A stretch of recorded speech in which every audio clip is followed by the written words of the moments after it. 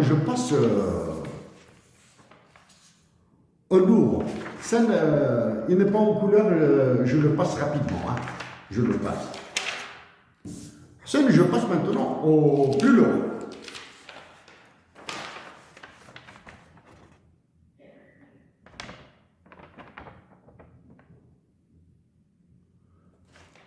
European Union trade with Algeria. Trade with Algeria. L'Union européenne commerce avec l'Algérie. Ce sont des données de l'organisation officielle des statistiques de l'Union européenne, Eurostat. J'ai pris celle de 2022. Et j'ai pris celle de 2022. Parce que 2023, il y a encore des mises à jour, je ne sais pas, voilà. Certaines données ne sont pas disponibles.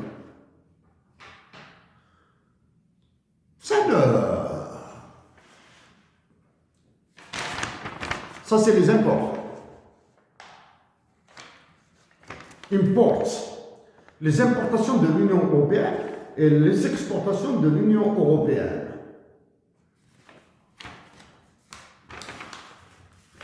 En millions d'euros.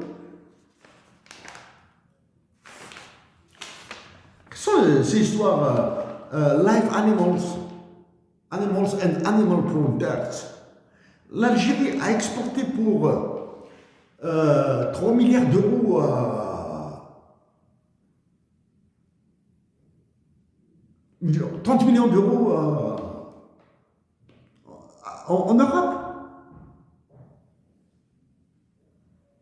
Quelle est cette histoire-là? L'Algérie a-t-elle exporté 38,7 millions d'euros pour l'Europe en produits minéraux?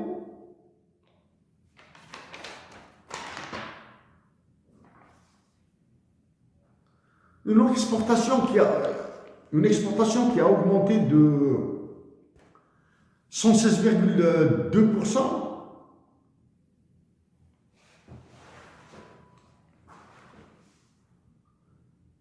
La dernière.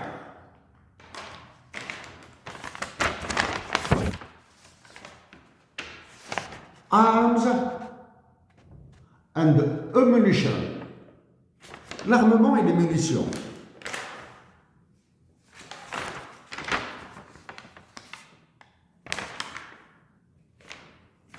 L'Algérie a exporté pour l'augmentation des exportations algériennes est de 42 335%. Quand j'ai vu ce taux, je me dis que c'est pas possible. Il m'est impossible d'extraire les données sous format Excel pour les traiter. J'ai fait une capture d'écran. Qu'est-ce que c'est que cette histoire d'armement et de munitions entre l'Algérie et l'Europe?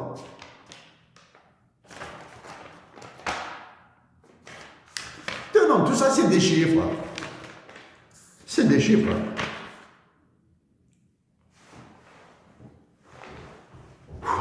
Tout ça c'est des chiffres. Non, pas de sens. Ce qu'il faut voir là. Ça c'est le commerce entre l'Algérie et l'Union européenne. C'est le commerce entre l'Union européenne et l'Algérie, essentiellement la France.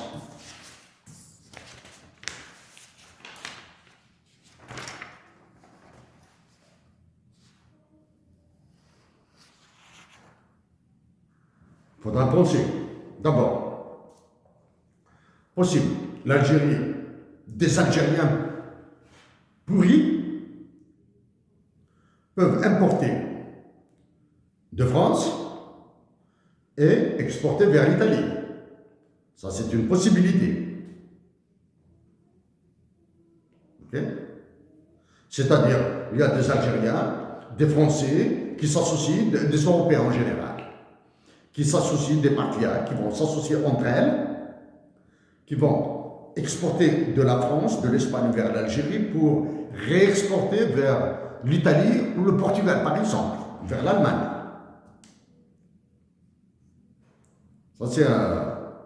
Ça, c'est une première possibilité. Deuxième possibilité, des importateurs, des businessmen, hein, des spéculateurs peuvent importer et réexporter en l'état.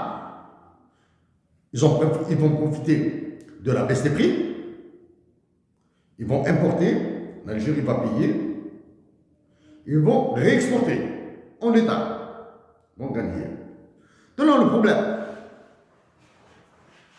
les trois problèmes principaux. Que font les douanes dans ce cas-là? Est-ce que le contrôle douanier est important? Est-ce qu'il est au moins assez fiable? Assez fiable. La douane. Ces chiffres, je vais les aborder si le FMI et la Banque mondiale, les économistes du FMI et de la Banque mondiale acceptent de me rencontrer. Je vais les aborder dans le détail, ces chiffres-là. Donc, ça c'est que fait la douane? Donc, est-ce qu'il y a des importateurs qui peuvent importer des conteneurs pleins de n'importe quoi, qui vont faire passer pour des produits de première nécessité? Travers ça. Tenons, l'autre aspect,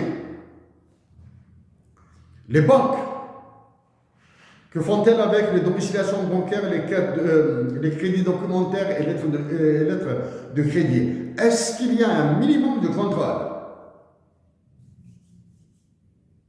Est-ce qu'il y a une coordination entre les douanes et les banques? Ça, c'est l'autre. Donc, les domiciliations. Donc, douane et banque. Quand on parle de douane et banque, est-ce que les effectifs, les contrôleurs au niveau des douanes algériens, il ne faut pas penser uniquement aux douanes du port d'Alger ou du port de Béjaïa, d'Oran ou d'Annaba. Hein? Oubliez ça maintenant. Il y a les frontières du sud. Il y a les frontières de l'est. Bon, les frontières de l'ouest, on verra. Les frontières du sud, là. C'est comme... est-ce que ça contrôle ça? Le dernier élément. Yassine, tu aimes le pétrole. Voici les chiffres du pétrole. Tu sais que le pétrole algérien est classé WTI. Il répond aux caractéristiques du WTI.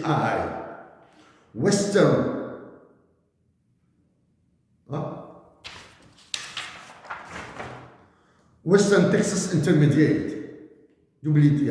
C'est-à-dire que c'est un pétrole de première qualité. C'est-à-dire qu'il est vendu cher, il doit être vendu cher sur le marché international. Ah, il faut être un peu bébête, un peu niais, un peu stupide, un peu idiot, et la somme de tout ça, pour croire que les Américains nous aiment. Ils ont classé notre pétrole WTI. Bon, il est classé WTI, c'est excellent pour l'Algérie. Les coûts d'extraction maintenant, à combien est extrait, ou bien quelles sont les normes tarifaires appliquées à l'extraction du pétrole en Algérie par les Américains? Ça, c'est des informations que j'oublie, non, qui me reviennent, qui disparaissent, etc. Du temps que j'étais à HEC Montréal, où je prenais des cours à HEC Montréal, et après en économie, bien sûr. sont indexés sur l'extraction du pétrole américain dans le golfe du Mexique. C'est le pétrole le plus cher à extraire. C'est-à-dire, à l'époque, il était plus cher que celui de l'Alaska. Donc les Américains, ils prennent leur marge, ils prennent leur profit, leurs bénéfices, déjà dans ce défaut-là. Le pétrole algérien est très facile à extraire, dans le désert. Tu fais un tour, tu envoies les turbines, les tuyaux là, et tu envoies. Ça c'est le truc. Maintenant, il y a un document que j'ai sur mon ordinateur, bien sûr. Mon ordinateur, que je n'ai pas ici. Le gros de la rubrique pétrole et gaz en Algérie a été vendu pour 3 pays, Italie, France, Espagne, d'après toujours Eurostat.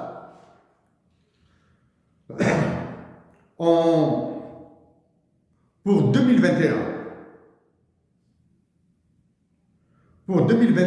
le prix moyen du baril de pétrole au niveau mondial, eh bien, le prix moyen du baril de pétrole au niveau mondial en 2021 était de 74,50 $.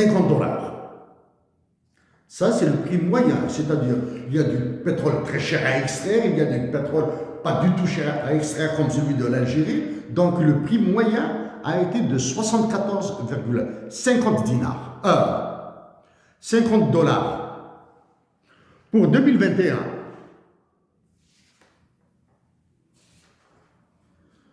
le prix moyen de la vente du pétrole algérien et du gaz, du pétrole et gaz, a été de 71,0093 $. La moyenne pour l'Italie a été de 70,6917 $. La moyenne pour l'Espagne a été de 69,2858 $, alors que le prix moyen international est de 74,5 $. Donc, minimum, il y a 4 $ de différence entre le prix international et le prix de vente de l'Algérie. Donc ça, premier élément, l'Algérie brade ses ressources naturelles. Ça, c'est le deuxième. Troisième, dans le cadre des équilibres internationaux, l'Algérie ayant peur, elle accorde des réductions pour qu'elle liquide, pour qu'elle se permette certaines importations. La balance des paiements de l'Algérie, j'en ai parlé, le déficit, nous avons parlé, les réserves internationales de l'Algérie ont perdu 15 milliards $. Dans le cadre des équilibres internationaux de l'Algérie, l'Algérie étant faible dans la négociation, elle cède. Donc elle vend à son pétrole 4 $, vers 4 $ de moins que le prix international. Ça c'est le deuxième. Premier élément. Deuxième élément, et ce n'est pas, qui n'est pas des moindres.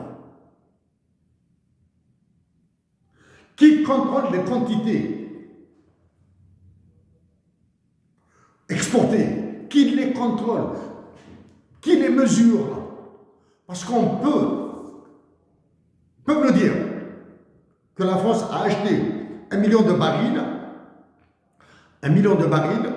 à 71 $, ça veut dire 71 millions de $, et réellement, l'Algérie a exporté 1 200 000 barils, c'est-à-dire les 200 000 barils partent dans l'air. Sans contrôle, je peux dire que l'Algérie vend 2 millions de barils par mois. Bon, il faudra faire des conversions en ton équivalent pétrole là. L'Algérie vend une quantité X de gaz à l'Espagne, à l'Italie et à la France, ou de pétrole à la France. Elle déclare une quantité X à un prix Y, alors qu'elle donne 2X, 2 fois la quantité. Je préfère Hassan. J'ai dit et je le répète, je mettrai le lien vers l'affaire de la corruption Sonatrach. En AOL, c'est un PDF en anglais. Mais vous allez lire United States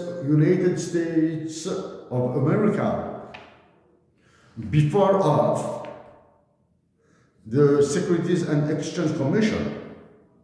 C'est-à-dire, c'est la SEC qui s'exprime au nom de l'État fédéral. Il est en anglais, il est lourd. Ensuite, quand vous aurez accès via le système d'information de la bourse américaine ou de la bourse américaine ou de la bourse canadienne, vous allez manipuler, vous allez rentrer dans les systèmes qui s'appellent CEDAR et EDGAR. CEDAR et EDGAR. J'ai les quelque part ici. Bon, moi j'ai manipulé les deux systèmes, hein. CEDAR et EDGAR. Un est canadien, l'autre est américain. J'ai toujours la difficulté à identifier CEDAR. EDGAR c'est américain, voilà. C'est EDGAR, ça y est. Et CEDAR c'est canadien. C'est pour canadien. Vous remarquez que les deux noms se ressemblent. Hein. CEDAR c'est System for Electronic Document Analysis and Retrieval. Ça c'est canadien. Ça c'est pour le Canada. EDGAR c'est Electronic Data Gathering Analysis and Retrieval System. Ça c'est pour les États-Unis d'Amérique.